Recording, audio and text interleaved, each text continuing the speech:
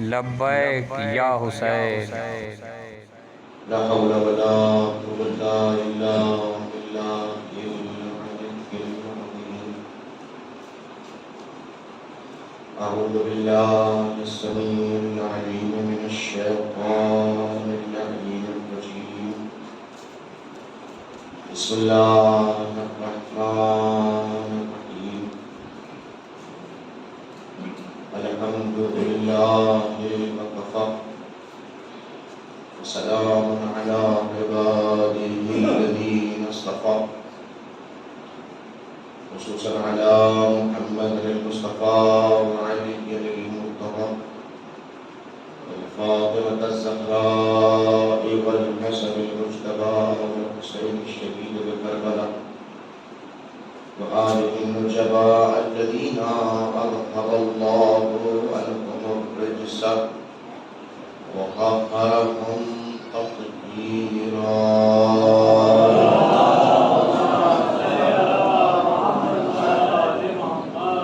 ولعنة الله على ظالميه الأعداء وقاتليه الأشقياء ما دام السر والمساء. أما بعد فقد قال الله تبارك وتعالى في محكم كتابه العلى والفرقان بالهدى. بسم الله الرحمن الرحيم. قد جاءكم من الله نور وكتاب مبين. صدق الله.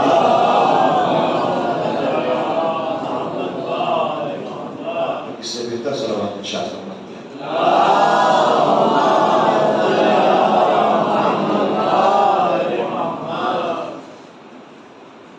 بزرگان قوم ملت، نوجوانان عزیز، سورہ مبارکہ مائدہ کی اس آیت کریمہ میں حضرات کی خدمت درس میں گفتگو کا آغاز کیا گیا تھا. ادھر سے کتاب پڑھ کے ارشاد ہوتا ہے قد جاءکم من اللہ، کہ تحقیق اللہ کی طرف سے تمہاری طرف آئی. اب یہ آنا من ربکم ہے، رب کی طرف سے آنا ہے. جو آنا ہے وہ عوام کی طرف سے نہیں ہے. یہ آنا کسی خاص فرد کی طرف سے نہیں ہے، بلکہ من ربکم ہے، کہ تمہارے رب کی طرف سے. ظاہر ہے کہ جو چیز جس کی طرف سے ہو، اگر اس کا لحاظ کر لیا جائے تو بہت سارے معاملات خود طے ہو جاتے ہیں. اس کی ایک الگ حیثیت ہے، اس کا ایک الگ مزاج ہے. شرط یہ ہے کہ لفظ کی نوعیت کو سمجھا جائے. میں آپ کے گاؤں میں حاضر ہوا، ایک بچہ میرے سامنے آیا، میرے پاس میں ایک تسبیح تھی. میں نے اس بچے کو دے دی کہ لو یہ تسبیح تم رکھ لو. بچہ اپنے گھر آپ کے پاس پہنچا، آپ نے بچے کے ہاتھ میں تسبیح دیکھی تو فوراً دیکھنے کے بعد میں آپ نے پوچھا بیٹا تسبیح کہاں سے آئی؟ ظاہر ہے کہ متبرک چیزیں متبرک جگہوں پر ہوتی ہیں. جو خاص چیز ہوتی ہے وہ خاص مقام پر ہوتی ہے. اب کوئی خاص چیز کسی عام جگہ پہ نظر آئے، بچہ ممیز بھی ہو مگر بہرحال بچہ ہے، تمیز لاکھ ہو بچے کو مگر پھر بھی وہ بچہ ہے. لہذا آپ نے فوج کے ہاتھ سے تسبیح لیتے پوچھا ہے کہاں سے آپ کے پاس آئی؟ کیا آپ نے مصلی سے نکالی ہے، کہیں سے اٹھائی ہے، کیوں لی آپ نے؟ ظاہر ہے کہ آپ کو پتا ہے کہ یہ بچہ ہے اور بچہ تسبیح کے اس مزاج کو نہیں جانتا. اور اس نے کہا بھی کہ مولانا صاحب نے دی ہے. ٹھیک ہے بیٹا، آپ کے ہاتھ میں ٹھیک نہیں لگ رہی ہے، یہ آپ کے ہاتھ میں مناسب نہیں ہے. آپ نے اسے تسبیح لے کے اس کو اس کے مناسب مقام پر رکھ دیا. ایک نوعیت تو یہ توجہ فرمائیے گا. اللہ بفیض مجالس توفیق دے کہ تمام اہل مجلس زیارتوں پہ جائیں انشاءاللہ۔ اب آپ لوگ اپنے بچوں کے ساتھ زیارتوں پہ پہنچے، نجف اشرف پہنچے، نجف میں مولا کے روضے کی زیارت کی، اور کرنے کے بعد میں آپ کو احساس ہوا کہ چلیے مرجع وقت سے ہی ملاقات کر لی جائے۔ آپ اپنے بچوں کو لے کے مرجع وقت آغا سیستانی کے پاس چلے گئے۔ اب وہاں گئے، اب جو واپس آئے تو کیا دیکھا کہ بچے کے ہاتھ میں تسبیح ہے۔ آپ نے پھر اپنی عادت کے مطابق پوچھا کہ بیٹا یہ تسبیح کہاں سے لے کے آئے؟ یہ تسبیح تمہارے پاس کیوں آ گئی؟ یہ تسبیح کہاں سے لی ہے؟ تو فون بچے نے کہا کہ ہم آقا کے پاس گئے تھے نا، ہمیں آقا نے دی ہے، آقا سیستانی نے عطا کی ہے۔ تو فون جھپٹ کے بچے تسبیح آپ لیں گے اور لینے کے بعد آنکھوں سے لگائیں گے، چومیں گے، اور چومنے کے بعد رکھتے ہوئے کہیں گے بیٹا تم اس کے لائق نہیں ہو۔ غور کیا آپ نے؟ دو الگ الگ مرحلے ہیں۔ تسبیح میں نے بھی دی تھی، تسبیح آقا سیستانی نے بھی دی ہے۔ میری دی ہوئی تسبیح آپ لے کے تو رکھیں گے مگر اس کو آپ آنکھوں سے نہیں لگائیں گے، اس کو آپ نہیں چومیں گے، اس لیے کہ یہ نیچر کہتا ہے، فطرت کہتی ہے اس بات کو کہ اگر کوئی چیز سامنے آ رہی ہے اور کوئی عطا کر رہا ہے تو دیکھو دی کیا جا رہی ہے یہ بعد میں دیکھا جائے گا، دینے والا کون ہے یہ پہلے دیکھا جائے گا۔ تو اگر دینے والے کی حیثیت نظروں کے سامنے آ جائے اور آپ کو مزاج پتا ہو جائے کہ دینے والا کون ہے، اس کی معرفت آپ کو میسر ہو جائے تو آپ کے عمل کا انداز بدل جائے گا۔ چونکہ آقا سیستانی نے تسبیح دی ہے، فرض کیجئے آپ کو، تو آپ آنکھوں سے بھی لگا رہے ہیں، آپ اس کو چوم بھی رہے ہیں، بوسہ بھی دے رہے ہیں، اس لیے کہ آپ کی نظروں میں آقا کی حیثیت ہے، آپ ان کو جانتے ہیں کہ وہ مرجع وقت ہے۔ تو اگر کوئی تسبیح مرجع وقت دے تو اس کی حیثیت بدل جایا کرتی ہے۔ تو یہ کتاب کہاں سے آئی ہے، یہ نور کہاں سے آیا ہے؟ قرآن میں کہا من ربکم، یہ کسی اور نے نہیں دیا ہے، یہ اللہ کی طرف سے آیا ہے۔ چونکہ اللہ کی طرف سے آیا ہے لہذا اس کی حیثیت کچھ اور ہوگی، اس کا مزاج کچھ اور ہوگا۔ تو اگر افراد اللہ کو جانتے ہوں، اگر اللہ کی معرفت ہو، اگر اللہ کو پہچانتے ہوں تو پھر ان دونوں کی حیثیت خود بخود سمجھ میں آ جائے گی۔ اب فوراً سوال پیدا ہو کہ اللہ کو کیسے سمجھیں، رب کو کیسے پہچانیں؟ مِن ربکم کو سمجھنے کے لیے کم سے کم اس کو سمجھنا بھی تو ضروری ہے کہ وہ ہے کون۔ تو مولا کہتے ہیں من عرف نفسہ فقد عرف ربہ، جس نے اپنے آپ کو پہچان لیا اس نے اپنے خدا کو پہچان لیا۔ تو خدا کو پہچاننے کے لیے کہیں اور بھٹکنے کی ضرورت نہیں ہے، اپنی آپ کی معرفت حاصل کیجئے، خدا خود سمجھ میں آ جائے گا۔ سلامات پڑھیے محمد و آل محمد، خود سمجھ میں آ جائے گا، بشرطے کہ آپ اپنے آپ کی معرفت۔ مگر یہ لفظ کتنا بہترین لکھا، من ربکم۔ توجہ کیجئے گا، میں کل گفتگو جہاں ختم کی تھی وہاں کو میں پہنچنا چاہتا ہوں تو کچھ بات کمی کی تاکہ وہ بات واضح ہو جائے کہ آیت کو سمجھنا نہیں، جس میں کل عرض بھی کر رہا تھا کہ یہ ایک آیت ہے اور 10 دن سمجھنا۔ تو من ربکم، تمہارے رب کی طرف سے، قد جاءکم، علیکم السلام، قد جاءکم من اللہ، کہ یہ نہیں کہا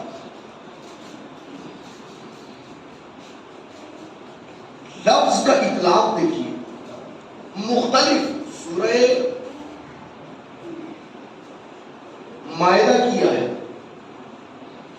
یا ایھا الناس قد جاءکم من ربکم، لفظ یہاں من ربکم، قد جاءکم من اللہ، دیکھیے قد جاءکم من ربکم، دو الگ الگ لفظ دو الگ الگ آیتوں۔ یا ایھا الناس قد جاءکم من ربکم برہان وانزلنا الیکم نورا مبینا، تقریباً معنی میں قریب قریب آیتیں ہیں۔ قد جاءکم من اللہ نور و کتاب مبین، یہ کہ اللہ کی طرف سے تمہاری طرف ایک نور آیا، ایک کتاب مبین۔ یہ آیت جو میں نے آیت پڑھی اور وہ یا ایھا الناس قد جاءکم برہان من ربکم، اے لوگوں تمہاری طرف سے تمہارے رب کی طرف جو آیا ہے وہ کون آیا؟ برہان آیا۔ تو یہاں من ربکم، وہاں من اللہ، اس کا مطلب اللہ جو ہے وہی رب ہے اور جو رب ہے وہی اللہ ہے۔ اور کیجیے گا کہ دو الگ الگ آئے تو دونوں کو جمع کیجئے، ایک جگہ لفظ برہان اور ایک ساتھ لفظ نور۔ اس آیے کریمہ کے اندر لفظ نور بھی ہے اور لفظ کتاب بھی ہے۔ اس کا مطلب جو برہان ہے وہ کتاب ہے۔ یہی وجہ ہے کہ اکثر علماء اہل سنت والجماعت نے لفظ برہان کا ترجمہ بھی قرآن کیا ہے۔ جو ترجمے اردو زبان میں رائج ہیں، چاہے وہ مکتبہ بریلویت کا ہو یا مکتبہ دیوبندیت کا ہو یا نقشبندیت کا ہو یا نظامی مسلک سے تعلق رکھنے والے، اکثر ترجموں نے اس منزل پر برہان کا ترجمہ بھی قرآن کیا، کیونکہ انہوں نے دوسری آیت کو لکھا القرآن یفسر بعضہ بعضا، قرآن بعض کی تفسیر کرتا ہے۔ یعنی ایک آیت کو سمجھنے کے لیے اگر آپ دوسری آیت سے مدد لے لیں تو سمجھنا نہایت آسان ہو جاتا ہے۔ قد جاءکم من اللہ نور و کتاب مبین، اللہ کی طرف سے دو چیزیں آئی ہیں، ایک نور آیا، ایک کتاب مبین آئی۔ دوسری آیت میں کہا یا ایھا الناس قد جاءکم برہان من ربکم وانزلنا الیکم نورا مبینا، ہم نے تمہیں دو چیزیں بھیجی، تو جو اللہ ہے وہی رب ہے۔ اب مسئلہ یہ کہ یہاں تو اللہ کا لفظ وہاں برہان کے لیے جب استعمال ہوا تو لفظ رب کیوں کہا؟ آخر اس لفظ رب میں کیا ہے؟ توجہ فرمائیے گا، لفظ رب میں آخر ہے کیا؟ اب میں آپ کی خدمت میں کر رہا ہوں، متوجہ ہوں اس بات کی طرف کہ لفظ رب میں وہ سب کچھ ہے کہ جو اپنی حیثیت سے انسان کو سمجھانے کے لیے بہت کچھ عطا کرتا ہے۔ آپ کہیں کیا ہے؟ توجہ فرمائیے گا، اب میں کھلی دعوت دے رہا ہوں، کبھی قرآن کو پڑھیں تو غور و فکر کے ساتھ اس جہت سے کہ قرآن نے جتنے بھی انبیاء کی دعاؤں کا ذکر کیا ہے تو وہ تمام کی تمام دعائیں لفظ رب سے شروع ہوتی ہیں۔ میں کچھ دعائیں کروں گا، 2-3 دعائیں، تاکہ آپ حضرات سامنے ترتیب بھی بن جائے اور لطف آ جائے۔ مثلا سب سے پہلی دعا حضرت آدم و حوا کی دعا۔ قرآن کہہ رہا ہے کہ ایک مرتبہ حضرت آدم نے اس دنیا میں آنے کے بعد اور حضرت حوا نے آنے کے بعد بارگاہ خدا نے بکا کے ساتھ گریے کے ساتھ دعا کرنا شروع کی، ربنا ظلمنا انفسنا، اے ہمارے رب ہم نے اپنے نفسوں پر ظلم کیا ہے، فاغفر لنا، ہمیں معاف فرما، وترحمنا، ہم پر رحم فرما۔ پروردگار ہم نے اپنے نفسوں پر ظلم کیا، ربنا، آدم کی دعا لفظ رب سے شروع ہوتی ہے۔ غور کیجئے گا، جناب نوح کی دعا رب لا تذر علی الارض من الکافرین دیارا، پروردگار زمین کے اوپر کسی کافر کو زندہ نہ چھوڑنا جو تیرا انکار کرنے والے ہیں۔ جناب نوح کی دعا شروع ہوتی ہے لفظ رب سے شروع ہوتی ہے۔ غور کیجئے گا، جناب عیسیٰ کی دعا ربنا انزل علینا مائدۃ من السماء، اے پروردگار ہمارے رب آسمان سے ہمارے لیے مائدے کو نازل فرما۔ جناب عیسیٰ کی دعا لفظ رب سے شروع ہوتی ہے۔ جناب ابراہیم کی دعا توجہ فرمائیے گا، ربنا آتنا فی الدنیا حسنہ وفی الآخرۃ حسنہ وقنا عذاب، اے ہمارے رب ہمیں دنیا میں بھی حسنات عنایت فرما، ہمیں قیامت کے دن بھی نیکیاں عنایت فرما۔ جناب ابراہیم کی دوسری دعا ربنا اغفر لی ولوالدی وللمؤمنین یوم یقوم الحساب، پروردگار مجھے بھی معاف فرما، میرے والدین کو بھی معاف فرما۔ ابراہیم کی دعا میں شروع ہوتی لفظ رب سے۔ غور کیجئے گا، اس منظر کو دیکھیں، جتنے نبیوں کی دعائیں ہیں سب لفظ حق سرور کائنات کی دعا رب ارحمہما کما ربیانی صغیرا، اے ہمارے رب بچپنے میں جنہوں نے ہمارے اوپر رحم کیا تھا تو ان دونوں کے اوپر رحم نازل فرما۔ یا رب زدنی علما، پروردگار میرے علم میں اضافہ فرما۔ جتنے نبی ہیں وہ رب کے ذریعے دعا، رب کے ذریعے دعا، لفظ رب کے، پروردگار آخر لفظ رب کے ذریعے دعا کیوں ہے؟ اور یہ آپ نے دیکھو بزرگ علماء بھی جس وقت نماز پڑھایا کرتے تھے تو خصوصیت کے ساتھ نماز کے اندر جس وقت صلوات پڑھتے تھے تو صلوات بھی اللہم سے نہیں لفظ رب سے ہوتی تھی۔ اکثر علماء خاص نماز کے عالم میں انہوں نے سبحان اللہ سبحان اللہ سبحان اللہ سبحان ربی العظیم و بحمدہ رب صلی علی محمد و آل محمد۔ اس سجدے کے اندر سبحان ربی الاعلی و بحمدہ رب صلی علی محمد و آل محمد، اے ہمارے رب تو محمد و آل محمد پر رحمت نازل فرما۔ آخر ایسے لفظ رب میں ہے کیا کہ نبی بھی دعا کر رہے ہیں تو رب کے ذریعے سے، ولی دعا کر رہے ہیں تو لفظ رب کے ذریعے سے، رسول دعا کر رہے ہیں تو لفظ رب کے ذریعے سے، اولو العزم دعا کر رہے ہیں تو لفظ رب کے ذریعے سے۔ توجہ فرمائیے گا، آخر ایسا لفظ رب میں ہے کیا؟ تو یاد رکھیے گا ہم نے دعا کی قبولیت کے اسباب تلاش کیے۔ توجہ فرمائیے گا، دعا قبول کب ہوتی ہے؟ دعا کس لیے قبول ہوتی ہے؟ کون سے اسلوب ہونے چاہیے؟ کون سے آداب ہونے چاہیے؟ تو ان آداب میں ایک ادب معصومین نے یہ بتایا، اگر تم چاہتے ہو کہ تمہاری دعا بارگاہ خداوندی میں مقبول ہو تو دیکھو یاد رکھو اس دعا کو وسیلے کے ذریعے بھیجنا، اس لیے کہ جس دعا میں وسیلہ ہوتا ہے وہ دعا قبول ہوتی ہے، اور جس دعا میں وسیلہ نہیں ہوتا وہ دعا قبول نہیں ہوتی۔ اب ہم نے انبیاء کی دعائیں دیکھی، ربنا ظلمنا انفسنا، ہمیں وسیلہ دکھائی نہیں دیا۔ توجہ فرمائیے گا، ربنا اغفر لی ولوالدی، وسیلہ دکھائی نہیں دیا۔ ربنا آتنا فی الدنیا، وسیلہ دکھائی نہیں دیا۔ یہ جناب سلیمان کی دعا، رب اغفر لی وہب لی ملکا لا ينبغی لأحد من بعدی، پروردگار میری مغفرت فرما اور اے میرے رب مجھے ایسی حکومت دے دے جو میرے بعد کسی کو میسر نہ ہو۔ لفظ رب سے دعا، ہمیں وسیلہ دکھائی نہیں دیا۔ تو آخر اگر دعاؤں کی قبولیت کے لیے وسیلہ ضروری ہے تو انبیاء نے کیوں وسیلہ اختیار نہیں کیا؟ لفظ رب کے ذریعے دعا قبول ہو رہی ہے، آخر لفظ رب میں چھپا ہوا کیا ہے؟ لفظ رب میں ایسا کیا ہے؟ غور کیجئے گا۔ اب اس منزل پہ جب میں آیا تو میں نے تلاش کیا وسیلہ سب سے بڑا کون ہے، تو سب سے بڑے وسیلے دو۔ ایک شخصیت تھی جس کو دو حصوں میں بانٹ دیا گیا۔ کون ہے سب سے بڑی شخصیت؟ سب سے بڑی شخصیت ہمارے نبی اکرم کی شخصیت،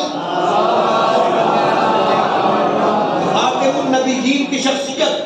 ان سے بڑی شخصیت کسی کی نہیں ہے کائنات میں۔ ہمارے نظروں میں مولائے متقیان کی کائنات کے مولا ضرور ہیں، مگر وہ بھی خاتم مصطفیٰ ہیں، اور یہ ان سے بڑا کوئی ہے ہی نہیں۔ اور وہ اتنے بڑے ہو کے کہہ رہے ہیں انا وعلی من نور واحد، میں اور علی ایک نور سے ہے۔ تو اس کا مطلب جو ذات مصطفیٰ ہے وہی ذات علی، جو ذات علی ہے وہی ذات مصطفیٰ۔ اب توجہ کیجئے گا، میں نے علم اعداد میں جب دیکھا تو میرے سامنے حقیقت کھل کے سامنے آئی۔ لفظ محمد اور لفظ علی، محمد کے عدد گنیے گا، میم کے عدد 40، ہے کے عدد 8 48، پھر میم کے عدد 40 88، دال کے عدد 4 92، یعنی محمد کے عدد ہے 92، علی عین کے عدد 70 ہے، لام کے عدد 30 ہے، 70 اور 30 100، یہ کے عدد ہے 10، علی کے عدد ہے 110۔ ذرا محمد و علی کو ملا دیجئے، 92 اور 110 کو ملائیے، بنتے ہیں 202۔ جب لفظ رب کو دیکھا تو رے کے عدد ہے 200، بے کے عدد ہے 2، یعنی لفظ رب وہ ہے جس میں محمد و علی کا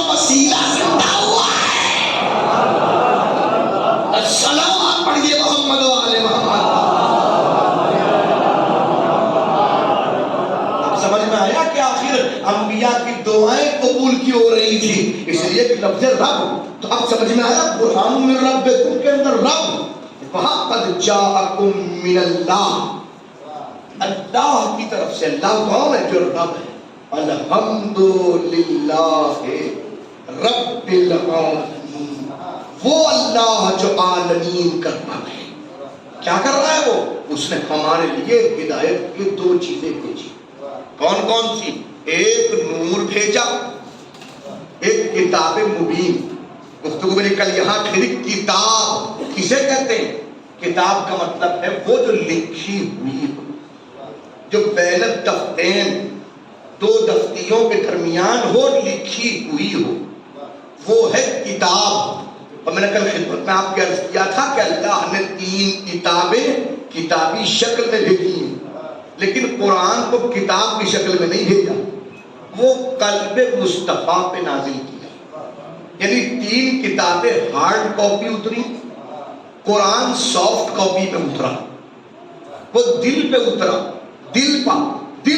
اور ظاہر نے کل خبر کیا کہ وہاں جہاں مولانا روح نے کہا کہ جہاں پر تخت دل سلطان علی بود، وہ مصطفیٰ کا دل کہ جس دل کے تخت پہ علی بیٹھے ہوئے ہیں۔ قرآن وہاں اترا کہ جہاں علی، یہی تو بجاتی ہے کہ جب تعارف کرایا تو رسول نے یہی کہا القرآن مع علی وعلی مع القرآن، قرآن علی کے ساتھ ہے۔ علی، قرآن علی کے ساتھ، علی قرآن کے ساتھ۔ اب آئیے میں خدمت میں بات عرض کروں اور سمجھیے گا اس بات کو اچھی طریقے سے تاکہ بات اچھی طرح واضح ہو جائے۔ علم معانی و بیان، علم معانی و بیان میں یہ بات پڑھائی جاتی ہے کہ جس مفہوم کو اور جس میننگ کو پیش کرنے کے لیے ایک سینٹنس اور ایک جملہ استعمال کر لیا جائے، پھر اسی مفہوم کو اور معنی کو پیش کرنے کے لیے دوسرا جملہ استعمال کرنا غلط ہے۔ اگر ایک چیز سے ایک چیز ثابت ہو دوسری مرتبہ، تکرار فعل ابس ہے، اور فعل ابس عام آدمی سے ہو سکتی ہے، معصوم سے نہیں ہو سکتی۔ میں نے کہا آپ سب میرے ساتھ ہیں تو میں خود بخود آپ کے ساتھ ہو گیا، یا میں نے کہا میں آپ کے ساتھ یہاں موجود ہوں امام باڑے میں، تو میرا یہ جملہ کہنا آپ خود بخود میرے ساتھ ہو گئے۔ اب میں کہوں کہ آپ میرے ساتھ ہیں، میں آپ کے ساتھ ہوں، تو سمجھدار انسان کہے گا جب ایک بات ایک جملے سے ادا ہو گئی تو دوبارہ کہنے کی کیا ضرورت ہے؟ القرآن مع علی، علی قرآن کے ساتھ، تو جب علی قرآن کے ساتھ ہے تو قرآن خود بخود علی کے ساتھ ہو گیا۔ اب یہ کہنا فعل ابس ہے، مگر میں کیا کروں، میں اس زبان چل جائے، میں کہہ نہیں سکتا کہ حضور نے فعل ابس کیا، اس لیے کہ دنیا ابس کر سکتی ہے، میرا مولا نہیں کر سکتا، میرا نبی نہیں کر سکتا، میرا سرکار نہیں کر سکتا۔ جو اس کائنات میں سب سے بڑی حیثیت کا مالک ہے نبی اکرم، جس کو قرآن کبھی طٰہٰ کہتا ہے، کبھی مزمل کہتا ہے، کبھی یاسین کہتا ہے، کبھی محبوب کہتا ہے، کبھی حبیب کہتا ہے، وہ نبی کبھی بھی فعل ابس انجام نہیں دے سکتا۔ تو آخر پھر حدیث بالکل معتبر ہے، رسول نے کہا ہے، مگر جب ہم دیکھتے ہیں تو کہتے ہیں یہ ہو نہیں سکتا، تو ہو نہیں سکنے کو پھر تعویل کرنی پڑے گی۔ ہم نے دیکھنا شروع کیا لفظ ماں کے معنی کیا ہے، تو ہمیں معلوم ہوا، قرآن نے آگے بڑھ کے کہا وَمَا آمَنَ مَعَهُ إِلَّا قَلِيلٌ، نوح کی اتباع کرنے والے بہت کم تھے۔ لفظ ماں کے مطلب ہے، قرآن نے بتایا اتباع کرنا، پیروی کرنا۔ اب معنی سمجھ میں آ گئے، فعل نبی کا ابس نہیں ہو سکتا۔ اسلام کے آنے سے پہلے تقریباً 10 سال پہلے علی کی ولادت ہے، اور خانہ کعبہ میں ولادت کے فوراً بعد جس وقت مولائے متقیان آغوش رسالت مقام میں آئے ہیں تو آتے ہی آپ نے کہا، غور کیجیے گا جملے ہیں بہت اہم جملے، کہ جیسے ہی آغوش رسالت میں آئے انہوں نے کہا لائیے چچی میرے بھائی کو مجھے دے دیجئے. یہ جملے حضور نے کہے خانہ کعبہ کے پاس آ کے، اور کب؟ 16 رجب، 13 کو نہیں، 13 میں تو علی کی ولادت ہے. 3 دن تک علی اپنی ماں کے ساتھ تنہا خانہ خدا میں رہے ہیں. 16 تاریخ کو کعبے کی دیوار پھر پھٹی اور رسول بھائی ہاتھ پھیلائے کھڑے تھے. اب دنیا سمجھے علی کیا ہے؟ علی وہ ہے جس کے لیے رسول کو بھی ہاتھ پھیلانے پڑتے ہیں. علی وہ ہے جس کے لیے رسول کو بھی ہاتھ پھیلانے پڑتے ہیں. ہاتھ پھیلا کے لائیے سچی میرے بھائی کو مجھے دیجیے. علی کو رسول کو دیا، میں تفصیل میں نہیں جاؤں گا. فوراً ماں نے کہا تو نہ تو روئے ہیں، نہ انہوں نے دودھ پیا، نہ انہوں نے آنکھیں کھولی. میں تفصیل میں نہیں جاؤں گا، اگر امکان ہوا تو کسی اور دن پڑھ دوں گا. تو ایک مرتبہ جیسے ہی آغوش رسالت میں آئے آنکھیں کھول. اب کس نے بتایا کہ ماں کی آغوش سے رسول کی آغوش میں پہنچ گئے؟ جب نصف نور آ کے ملا نصف نور سے، قدرت نے اپنے آپ کو دیکھا غرور سے. جوش ملیہ بادی اور کیجئے گا آگے پہنچے. کس نے بتایا؟ اس کا مطلب یہ ہے کہ رسالت مآب کی خوشبو علی کی ناک میں پہنچ گئی. اور پھر دیکھیں یہ خاندان الگ ہے، لوگ دیکھ کے پہچانتے ہیں یا خوشبو سے پہچانتے ہیں؟ دیکھیں میرا مزاج نہیں کہ میں آپ کو کہوں کہ آپ کیا سن رہے ہیں اور میں کہوں کہ میں کیا پڑھ رہا ہوں اور آپ کہاں بیٹھے ہیں اور اٹھیے بولیے چلیے چلائیے. یہ میرا مزاج نہیں ہے. لیکن توجہ فرمائیے گا، یہ خاندان وہ ہے جو آنکھوں سے نہیں پہچانتا، ناک سے پہچانتا ہے. آپ کہیں گے دلیل میں، دلیل حدیث قصہ.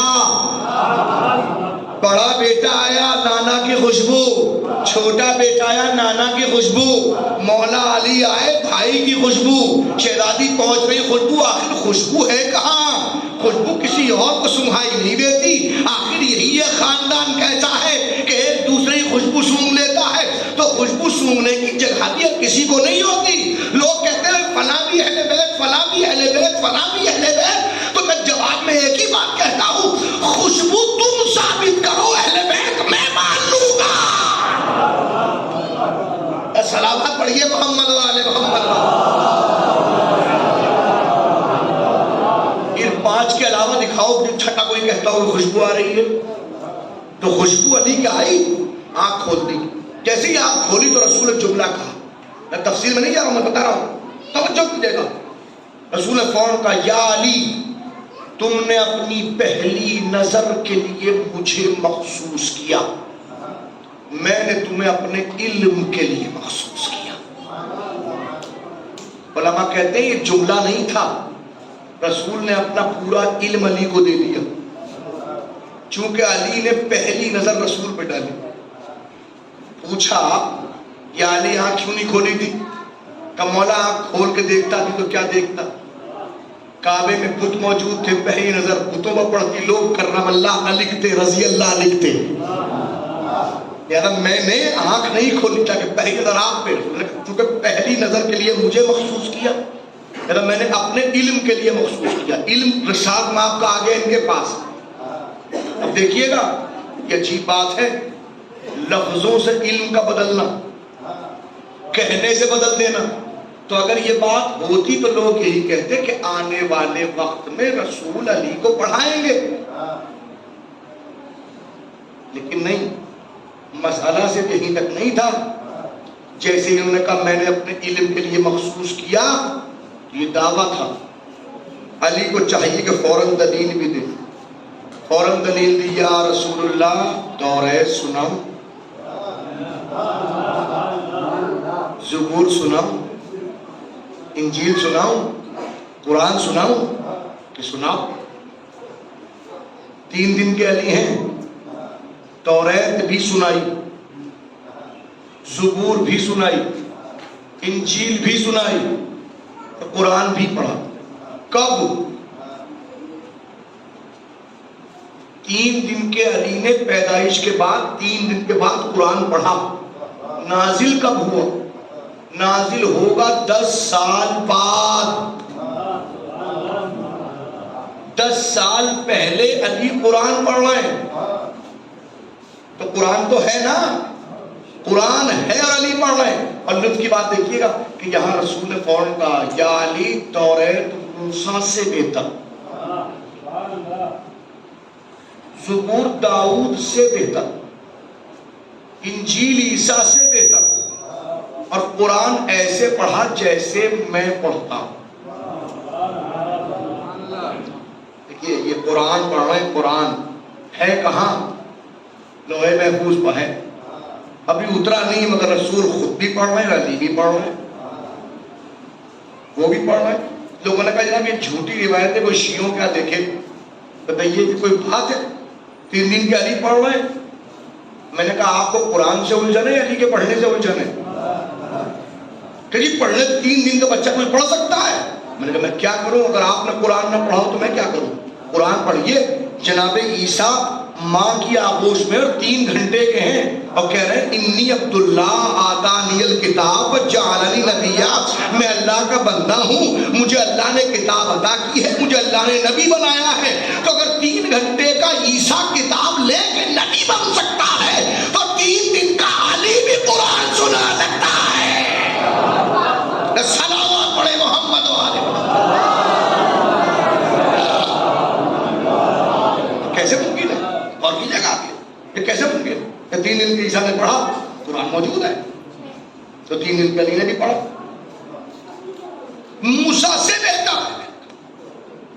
لوگوں نے کہ یہ پھرنے کی حرکتیں، یہ غلو کرتے ہیں، پڑھاتے ہیں، یہ کہاں پڑھا کہ کیسے ممکن ہے کہ موسیٰ سے بہتر پڑھ لیں؟ شاید گفتگو یہی ٹھہر جائے۔ یہ کیسے ممکن ہے کہ موسیٰ سے بہتر پڑھ لیں؟ کیوں، کیا پریشانی ہے؟ یہ پریشانی کی پرابلم جو ٹیکنیکل ہے۔ ٹیکنیکل کیا پرابلم ہے؟ پرابلم یہ ہے کہ اللہ جب بھی کسی کو کوئی عہدہ دیتا ہے، دیکھیں ہمارے اور آپ کی بات نہیں ہے، اللہ جب بھی دے گا تو اس عہدے کے لیے اس سے بہتر پوری کائنات میں کوئی نہیں ہوگا۔ دیکھیے آپ کوئی بھی عہدہ کسی کو دے دیجئے، اسکول چلانا ہے، پرنسپل بنانا ہے، آپ تلاش کرتے ہیں کوئی ایسا جو ہمارا مزاج جانتا ہو، یہ نہیں کہ وہ اس کی صلاحیت رکھتا ہو کہ نہیں۔ اکثر دیکھا گیا ہے کہ اسکول کا مینیجر یا اسکول کا پرنسپل یا انجمن کا ذمہ دار ایسے کو بنایا جاتا ہے کہ جو اور کام کر سکتے ہیں، انجمن کی صلاحیت فرض کے نہیں رکھتے۔ لیکن یہ ہم میں اور آپ کی کمی ہے نا کہ ہمیں پتہ ہی نہیں ہوتا۔ وقف کا متولی بنوا دیا ایسے کو جس کو پتہ ہی نہیں ہوتا کہ وقف کیا ہے۔ آج کے زمانے میں خاص طور پر وقف کے احکام متولیوں کو ہی پتہ ہوتے ہیں، بس ان کا کام کو متولی بننا ہے، متولی بن کے بس بن گئے ذمہ دار، ہم ذمہ دار بھی ہیں، ٹھیکیدار بھی۔ حالانکہ وقف کے ذمہ داروں کو چاہیے کہ پہلے وقف کے احکامات کو پڑھیں۔ بغیر وقف کے احکامات کو، کوئی نماز پڑھنا چاہتا نماز کو جانتا تو ہو، پہچانتا تو نماز ہوتی کیا ہے، نماز کو پہچانتے ہی نماز پڑھنے کھڑے ہو گئے، تو وہی مسئلہ اس پر بھی ہوتا۔ اللہ جب کسی کو عہدہ دیتا ہے تو یہ مزاج ہے اس کا کہ پوری کائنات میں جس کو وہ عہدہ دے رہا ہے اس سے بہتر کوئی ہو نہیں سکتا۔ وضاحت اچھی طرح کروں، مولا ابو الفضل عباس کو کربلا میں مولا حسین نے علمبردار بنایا،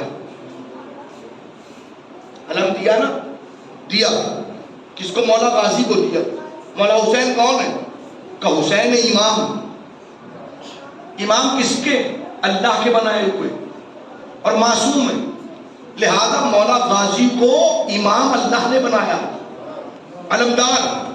تو اب اگر علمدار مولا غازی کو بنایا تو اس وقت جس وقت علم ہاتھ میں دیا پوری کائنات میں اگر مولا غازی سے بہتر کوئی اور انسان ہو سکتا تھا تو علم اس کے ہاتھ میں جاتا، لیکن چونکہ مولا غازی کے ہاتھ میں علم ہے، اس کا مطلب یہ کہ ان سے بہتر کوئی نہیں ہے ہی نہیں، اور ہو ہی نہیں سکتا۔ ہے نہیں کی بات نہیں کر رہا ہوں میں، ہو ہی نہیں سکتا۔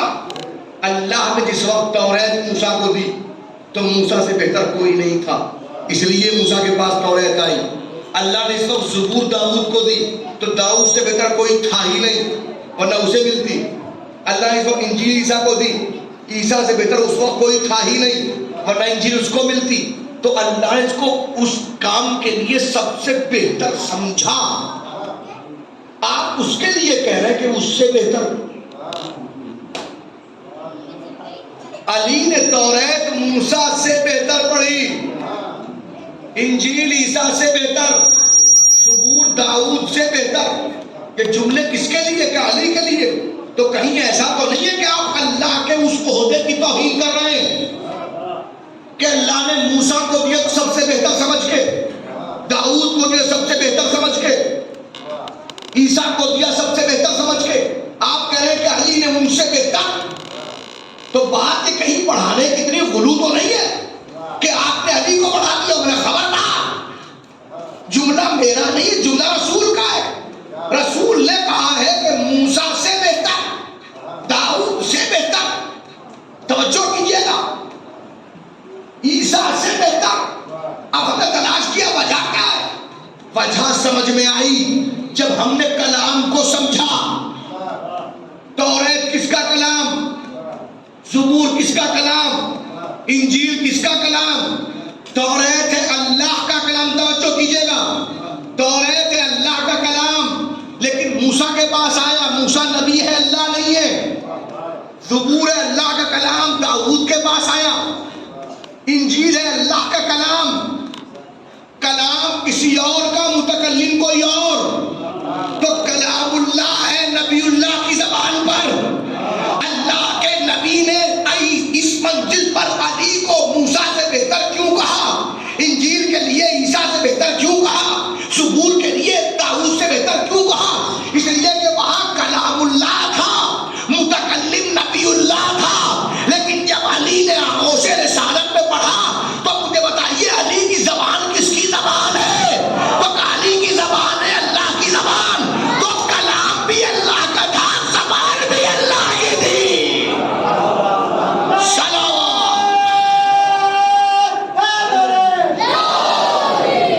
کلام بھی اللہ کا تھا، زبان بھی اللہ کی تھی۔ اللہ جس کا کلام ہو اگر اسی کی زبان سے جاری ہو جائے تو پھر اس سے بہتر کوئی نہیں ہو سکتا۔ لسان اللہ سے زبان کا جاری ہونا اور ہے، اور نبی اللہ سے جاری ہونا یہ کتاب آئی ہے۔ جلال گفتگو ہی تک ٹھہرے گی، مزید گفتگو کریں انشاءاللہ۔ اللہ کی طرف سے ہدایت کے لیے ایک نور آیا اور ایک کتاب مبین، تاکہ آپ دونوں سے فیض یاب ہو سکیں۔ دونوں ہدایت کے لیے ضروری، ہدایت کے دونوں کی اپنی ویلیو ہے۔ اگر آپ اپنی زندگی میں کسی ایک کو سمجھیں اور دوسرے کو مائنس کر دیں تو یقین مانے کامیاب نہیں ہو سکتے۔ اور یہ وجہ بھی ہے کہ سب سے زیادہ سبق اگر کسی نے یاد کرایا ہے تو اس کا نام کربلا، اس کا نام فرش عزائے حسین ہے۔ اس فرش عزائے حسین نے مجھے بتائیے کبھی سنا ہے آپ نے کہ لوگ آیات کی تفسیر کرنے کے لیے اپنا وقت چھوڑ کے باقاعدہ 2.25 مہینے تک کیسے بیٹھ جائیں؟ خطیب، اکثر خطیب کی بات کر رہا ہوں میں، اکثر کی بات، وہ کلام اللہ کو عنوان بناتے ہیں گفتگو کا۔ یہ مجلس قرآن کی تفسیریں ہیں، یہ کلام اللہ کے معنی کا بیان ہے، تاکہ کم سے کم آپ سمجھیں، اور بیان بھی عام بیان نہیں، وہ بیان جس کا ہماری زندگی سے ڈائریکٹ تعلق ہے، کہ اپنی زندگی کو صحیح رخ پہ لے کے آئیں۔ حسین نے بڑی محنت کی ہے اس پیغام کو ہم تک پہنچانے کی، بڑی محنت، بڑی محنت۔ کاش کہ کوئی حسین کی محنت کو سمجھ سکے۔ کتنی محنتیں ہیں، بھرا گھر لٹ گیا زہرا کا، بس عزیزو جیسے جیسے دن آگے بڑھتے جائیں گے ویسے ویسے آپ کا دل مزمحل ہوتا جائے گا. بس آپ کو تو یاد دلانے کی ضرورت ہوگی کہ آج تاریخ کون سی ہے. کل تک تو معاملہ دوسرا تھا، آج معاملہ دوسرا ہے. آج 2 محرم ہو گئی. 2 محرم. کربلا اتفاقی حادثے کا نام نہیں ہے. ایسا نہیں کہ اتفاقاً حسین کہیں جا رہے تھے اور کربلا ہو گئی. نہیں، کربلا ایک سوچا سمجھا واقعہ ہے جس کا وعدہ بچپنے میں لے لیا گیا تھا اور حسین وعدہ طفلی کو ادا کرنے کے لیے آئے تھے. چلتے چلتے حسین کا گھوڑا رکا. حسین نے کہا بھیا عباس دوسرا گھوڑا لاؤ. ظاہر ہے کہ یہ حسین جانتے ہیں. میں ہاتھ جوڑ کے پوچھوں آپ سے، آپ خود جواب دیں گے. مجھے بتائیے گھوڑا کیوں رک رہا ہے؟ گھوڑا کیوں رک رہا ہے؟ اس لیے کہ گھوڑے کو پتا ہے نا کہ کربلا آ گئی. استغفر اللہ، کیسے ممکن ہے ہم یہ کہیں گھوڑے کو پتا اور حسین کو پتا نہ ہو؟ تو حسین پھر کیوں گھوڑے بدل رہے ہیں؟ تاکہ یہ بتا سکیں میرے گھوڑے بھی جانتے ہیں اور میں بتاؤں کہ میں اتفاقاً نہیں آیا ہوں. میں قیامت تک کے لیے مومنین کو بتاؤں کہ میں یہاں اس منزل پر کیوں آیا ہوں. یہ وعدہ طفلی ہے. بھیا دوسرا گھوڑا لاؤ. دوسرا گھوڑا آیا. حسین بیٹھے. اسے آگے بڑھانا چاہا، اس نے بھی بڑھنے سے انکار کر دیا. مقتل ابی مخنف کی روایت کے مطابق حسین نے 1 2 نہیں 6 گھوڑے بدلے، لیکن کوئی گھوڑا آگے بڑھنے کو تیار نہ ہوا. جب یہ کام ہو چکا تب حسین متوجہ کہتے ہیں کیا کوئی ہے ایسا جو ہمیں بتائے کہ اس زمین کا نام کیا ہے؟ مولا گھوڑا رک گیا، کیا آپ کو نہیں پتا؟ کہ نہیں پتا، سب کچھ ہے، مگر میں پھر بھی متوجہ کرنا چاہتا ہوں کہ میرے عمل سے دیکھو، میرے عمل سے سمجھو. ہاں مولا یہاں کے بزرگ کچھ موجود ہیں، اطراف میں کچھ لوگ رہتے ہیں، بلا کے لے کے آؤ. کچھ بزرگوں کو بلایا گیا. اب ظاہر ہے کہ کوئی اگر آپ کو اپنے گھر میں بیٹھے ہوں تو بلانے کے لیے آئے تو آپ پوچھیں گے کون ہے ایسا جو ہمیں بلا رہا ہے اور ہم کیوں اس کے پاس جائیں؟ راہ چلتے ہوئے ہر کسی کے پاس آپ نہیں جاتے جب تک کہ اس کی شخصیت کا علم نہ ہو. بلانے والا ہے، چلو. کیوں چلے؟ ہم تو گھر میں بیٹھے ہیں. نہیں، تمہیں فرزند رسول بلا رہا. اب جیسے ہی وقت فرزند رسول حسین بلا رہا ہے، لوگوں نے گھر چھوڑ دیا. ظاہر جانتے ہیں دوڑ کے زیارت کرنی ہے رسول کی. رسول کے بیٹے کو دیکھنا. السلام علیکم یا ابا عبداللہ کے بعد کون کیا کہتے ہیں آپ؟ السلام علیکم یا ابن رسول اللہ. اے رسول کے بیٹے آپ پر سلام. آپ تو ہر نماز کے بعد سلام کرتے ہیں رسول کے بیٹے کے، ہر مجلس کے بعد، ہر نظر و نیاز کے بعد، جہاں جمع ہوتے ہیں اور جہاں سیاق ہوتے ہیں وہیں کہتے ہیں السلام علیکم یا ابن رسول اللہ. اے رسول کے بیٹے آپ پر سلام. دوڑ کے لوگ آئے، بزرگ آئے. اب ظاہر ہے کہ وہ بزرگ بھی بہت کچھ جانتے، وہ بزرگ بھی بہت کچھ جانتے. ہاں رسول کے بیٹے بتائیے اس زمین کا نام کیا ہے؟ سمجھ گئے بزرگ اور کہا یقال لها نینوا. مولا اس کو نینوا کہا جاتا ہے. کون کہا؟ هل لها اسم آخر، کہ کوئی دوسرا نام بھی ہے؟ یقال لها شط فرات. مولا اس کو شط فرات کہا جاتا ہے. مولا نے پھر کہا هل لها اسم آخر، کہ اس کا کوئی اور نام بھی ہے؟ یقال لها خاضریہ. مولا اس کا نام خاضریہ ہے. مولا کہا هل لها اسم آخر، کہ کوئی اور نام بھی ہے؟ لوگ چاہتے ہیں کربلا کا نام سامنے نہ آئے. جو دوسرے نام ہیں وہ بتائے جاتے ہیں، مگر حسین بھی بتا کوئی اور نام بھی ہے، کوئی اور نام بھی، کوئی اور نام بھی ہے. آخر میں بزرگ نے مجبور سر جھکایا، کہا یقال لها ارض کربلا. مولا اسے کربلا بھی کہا جاتا ہے۔ جیسے ہی حسین نے سنا کون کہا ہاذہی ارض کرب و بلا، ہاں یہ کرب کی زمین ہے، یہ بلا کی زمین ہے۔ اور کون کہا ہاں ہونا محط رحالنا، ہاں یہ وہی جگہ ہے جہاں ہمارا سامان اتارا جائے گا۔ ہاں ہونا محاخرکا بینا، یہی وہ جگہ ہے جہاں ہماری سواریاں بٹھائی جائیں گی۔ ہاں ہونا مذبح اولادنا، یہ وہی جگہ ہے جہاں ہماری اولاد ذبح کی جائے گی۔ ہاں ہونا تسبح عیالنا، یہ وہی جگہ ہے جہاں میری مائیں اور بہنیں اجرکم اللہ۔ یہ جملے حسین کہہ رہے تھے، بیویاں بھی سن رہی تھی۔ روایت کی اسی منزل کے اوپر ایک مرتبہ زینب نے جھک کے زمین سے کچھ مٹی کو اٹھایا، اب جو سونگا تڑپ کے کہا بھیا یہاں سے چلو، اس مٹی سے تمہارے خون کی بو آتی ہے۔ اجرکم اللہ، خدا کوئی غم نہ دے سوائے غم اہل بیت کے۔ بھیا چلو، بھیا چلو یہاں سے۔ کہ نہیں بہن زینب، یہی وہ جگہ ہے جہاں قیامت تک کے لیے ہماری قبریں بنیں گی۔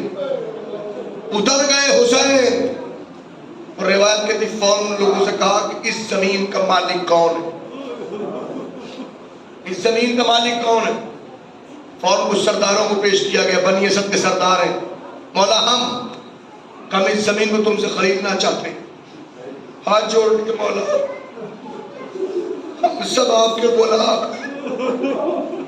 مجھے بتائیے آپ سب کے پاس زمینیں ہوں، امام وقت آ کے آپ سے مانگنے لگے کیا کچھ لیں گے ان سے آپ؟ اس زمانے کا امام آپ سے کہے کہ آپ اپنا کھیت مجھے دے دیجئے، اپنا گھر دے دیجئے، فخر سمجھے گا مولا لے لیجئے۔ مولا کیسی بات کر رہے ہیں، ہم سب یہ سب آپ کا ہے؟ نہیں، ہم چاہتے تم سے خریدیں۔ تڑپ کا مولا مرضی آپ کی ہے، لیکن ہم ہاتھ جوڑ کے کہہ رہے ہیں مولا آپ یہاں اس زمین کو نہ خریدیے۔ کیوں؟ کہ مولا جو بھی نبی آیا ہے وہ یہاں رو کے گیا، مولا جو ولی آیا ہے وہ روتا ہوا گیا، مولا یہ جگہ اچھی نہیں ہے۔ اور کہا نہیں، اب تک لوگ روتے ہوئے آئے تھے، ہم اس کو ایسا گلستان بنائیں گے کہ پوری کائنات یہاں سے حیات لے کے جائے گی۔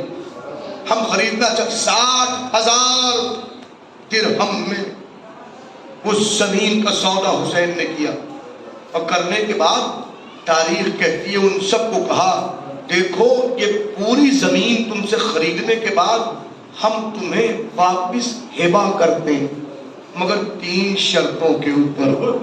ہاں مولا بتائیے۔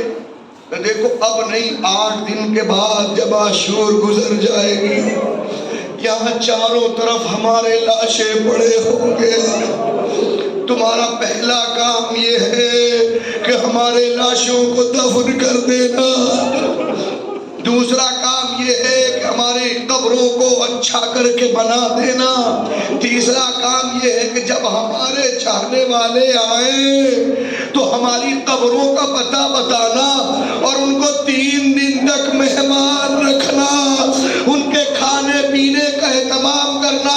میں ہاتھ جوڑے کہوں گا مولا آپ 2 محرم کو ہمیں یاد کر رہے تھے، آج ہم 2 محرم کو آپ کو یاد کر رہے ہیں۔ مولا آخر 3 دن کی مہمانی کا کیوں کہا؟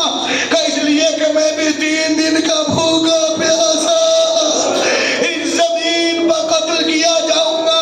میں نہیں چاہتا میرا کوئی زائر یہاں آ کے بھوکا رہے، یہاں آ کے پیاسا رہے۔ اور اس کے بعد حسین نے کہا جاؤ اب جا کے اپنے گھر کی عورتوں کو بھیج دو۔ بنی اسد کی عورتیں آئیں، جب عورتیں آئیں تو حسین نے زینب کو بلایا، ام کلثوم کو بلایا، رقیہ کو بلایا، سکینہ کو بلایا، اور عورتوں سے مخاطب ہو کے کہا اے بیویوں میں بھی تمہاری طرح بیویاں رکھتا ہوں، یہ رسول کی بیٹیاں، یہ علی کی بیٹیاں۔ دیکھو 10 محرم کو ہمیں قتل کر دیا جائے گا، اگر تمہارے شوہر حکومت وقت کی بنیاد پر خوف کھاتے ہوئے ہمیں دفن نہ کرے تو تم پانی بھرنے کے بہانے آنا، ایک ایک مٹھی خاک ہماری لاشوں پر ڈال دینا اور جاؤ اپنے بچوں کو بھیج دو. روایت تھی بنی اسد کے بچے آئے تو حسین نے اپنے سارے بچوں کو جمع کر لیا. اون محمد آؤ, اصغر کو لے کے آؤ. جب تمام بچے کھڑے ہو گئے تو کہا بچوں دیکھو میرے پاس بھی تمہارے جیسے بچے ہیں. اگر تمہارے ماں باپ 11 محرم کو حکومت کی وجہ سے دفن نہ کر سکے, تم سب کھیلنے کے بہانے آنا, اگر ہماری لاش پہ ایک ایک مٹھی خاک ڈال دینا. لبیک یا حسین.